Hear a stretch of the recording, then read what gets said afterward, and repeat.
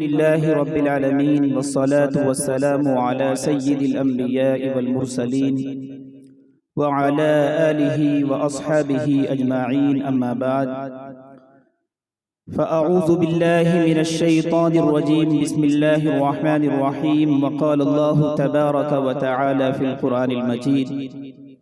ذلك الكتاب لا ريب فيه وقال النبي صلى الله عليه وسلم خيركم من تعلم القرآن وعلمه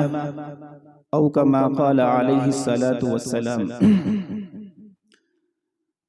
محترم سامعین،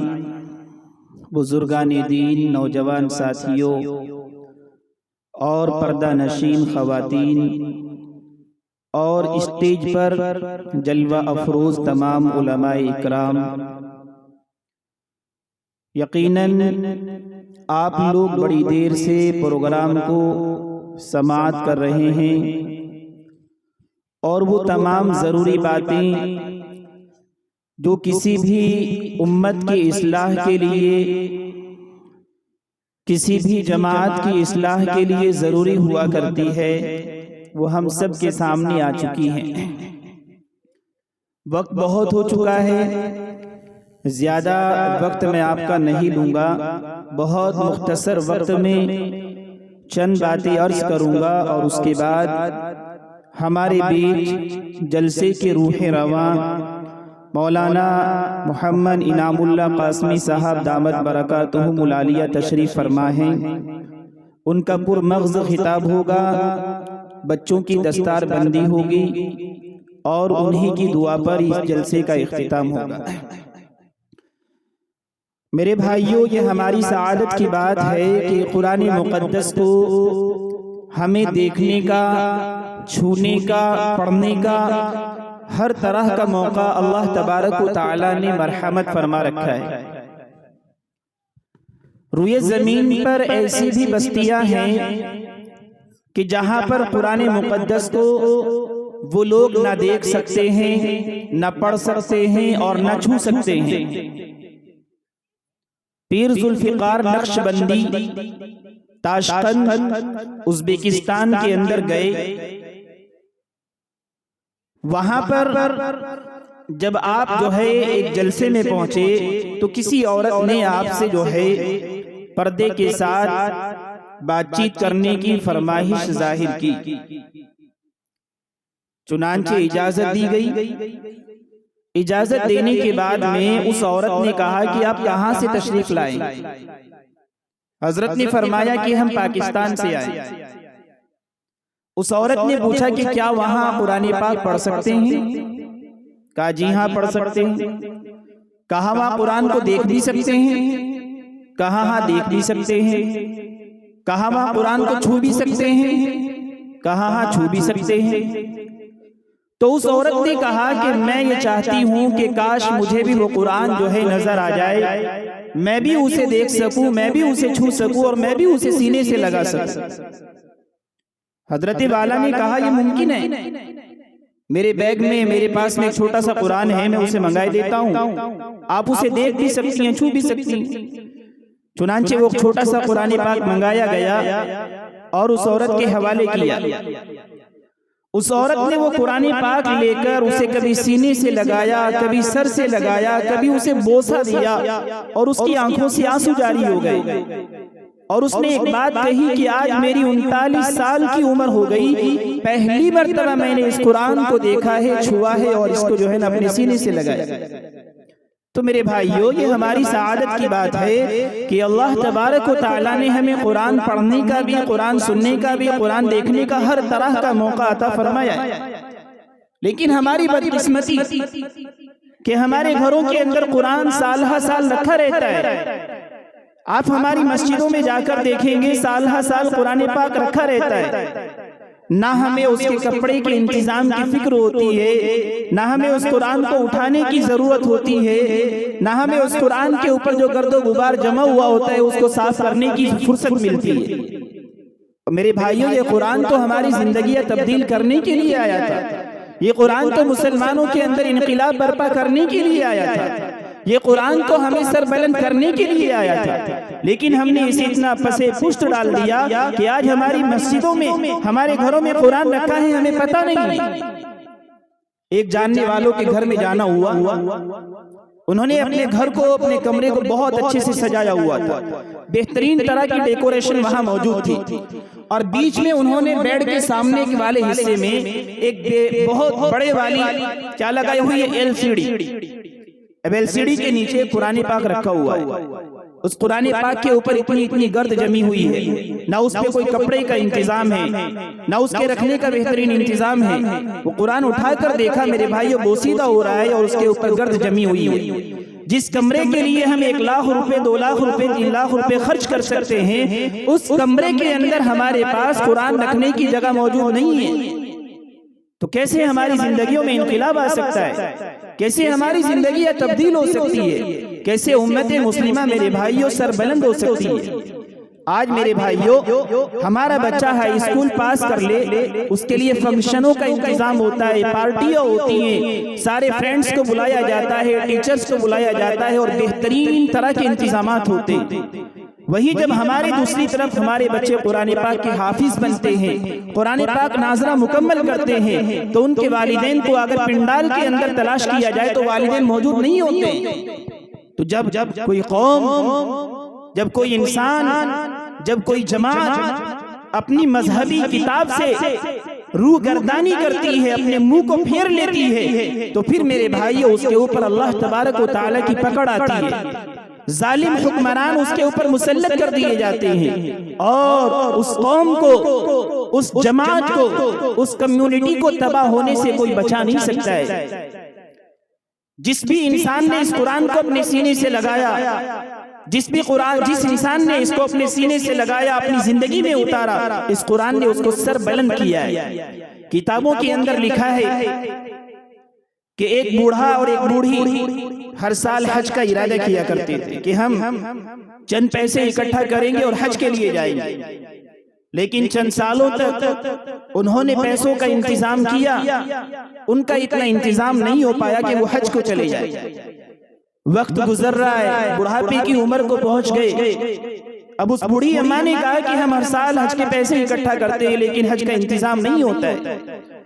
تو کیوں نہ میرے ذہن میں ایک بات آتی ہے کہ میں نے سنا ہے کہ مسلمانوں کو ایک مذہبی کتاب دی گئی تھی، ایک قرآن دیا گیا تھا، آج تک ہم نے اسے دیکھا نہیں، تو میں یہ چاہتی ہوں کہ ہم بازار جائیں،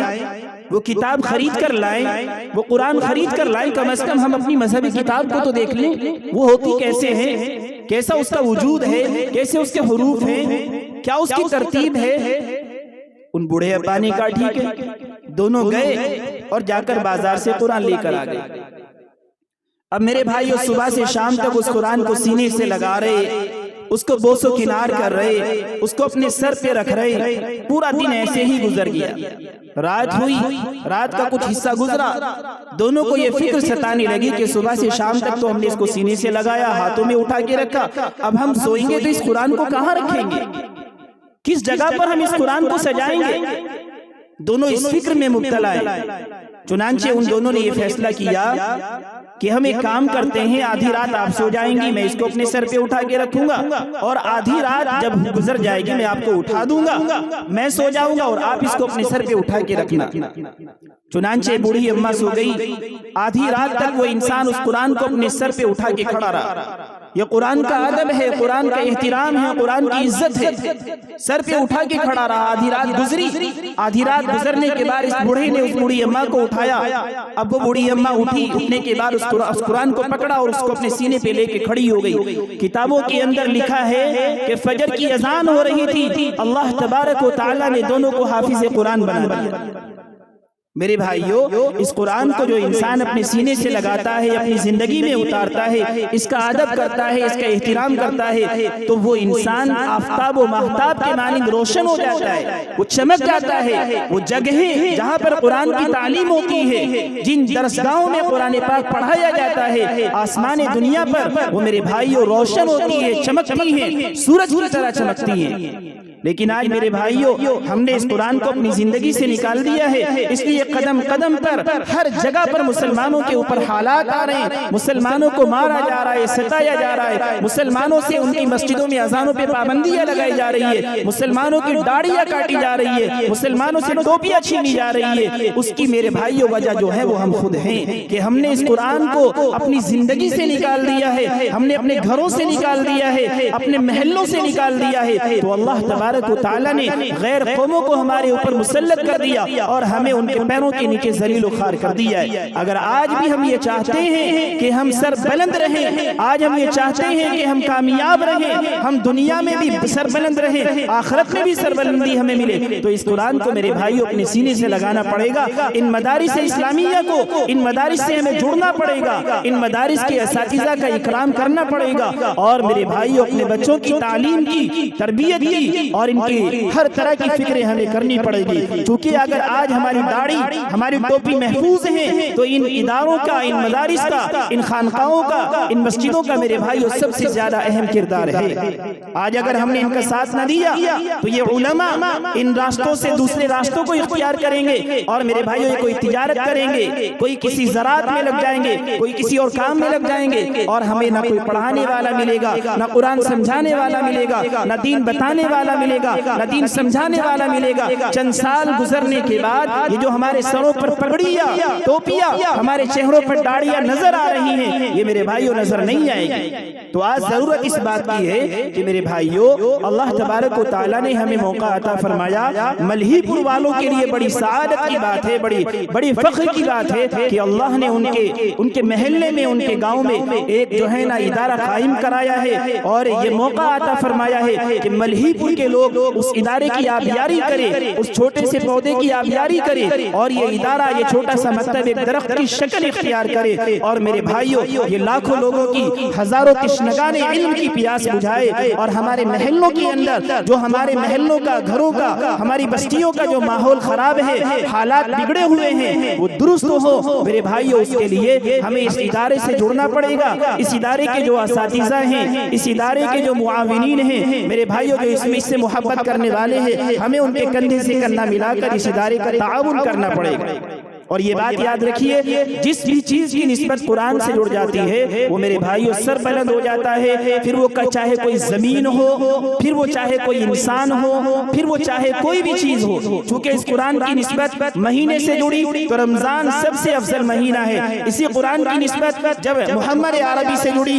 تو خاتم النبیین ہے، اسی قرآن کی نسبت جب فرشتے سے جڑی تو سید الملائکہ جبرائیل ہے، اس قرآن کی نسبت جب راتوں سے جڑی تو لیلۃ القدر کی رات 1000 راتوں سے افضل ہے، اسی قرآن کی نسبت اگر مجھ سے یا آپ سے جڑ جائے تو میرے بھائیوں ہم روئے زمین پر سب سے مبارک انسان بن جائیں گے۔ اگر آج ہم خود قرآن کی تعلیم حاصل نہیں کر سکتے ہیں تو کم از کم ان مدرسوں کا تعاون کریں، ان اساتذہ کا تعاون کریں، اور میرے بھائیوں ہم بھی کہیں نہ کہیں کسی بھی طرح سے قرآن کی نسبت سے جڑنے والے بن جائے۔ کیا ہم لوگ قرآن کی نسبت سے جڑیں گے نا؟ سبھی ہاتھ اٹھا کر کہیں کہ انشاءاللہ قرآن سے جڑیں گے، مدارس سے جڑیں گے۔ کسی بھی طرح کا اگر تعاون ہمیں، ہمارے جان کا، ہمارے مال کا، ہمارے وقت کا ان مدارس کو اگر ضرورت پڑے تو انشاءاللہ ہم دیں گے نا؟ ہاتھ اٹھا کر کہیں کہ انشاءاللہ ہم ہر طرح سے تیار ہیں، اپنی جان سے بھی، اپنے مال سے بھی، اپنے وقت سے بھی انشاءاللہ ہم ان مدارس کی اور ان علماء کی، ان بچوں کی اس قرآن کی جو ہے نا آبیاری کریں گے، ان کا تعاون کریں گے اور کندھے سے کندھا ملا کر چلیں گے۔ اور یہ جو ہمارا چھوٹا سا ادارہ ہے انشاءاللہ ہم ہر ممکن کوشش کریں گے کہ یہ چھوٹا سا ادارہ ایک بڑا ادارہ بنے۔ یہاں سے آج چند طلبہ پڑھ کر فارغ ہو رہے ہیں، انشاءاللہ ایک دن وہ بھی آئے گا کہ یہاں سے ہزاروں کی تعداد میں جو ہے تشنگان علم اور قرآن کے پیاس سے لوگ اپنی پیاس بجھائیں گے، علم حاصل کریں گے۔ اس لیے میرے بھائیوں اب میں آپ سے صرف اس ادارے کے لیے،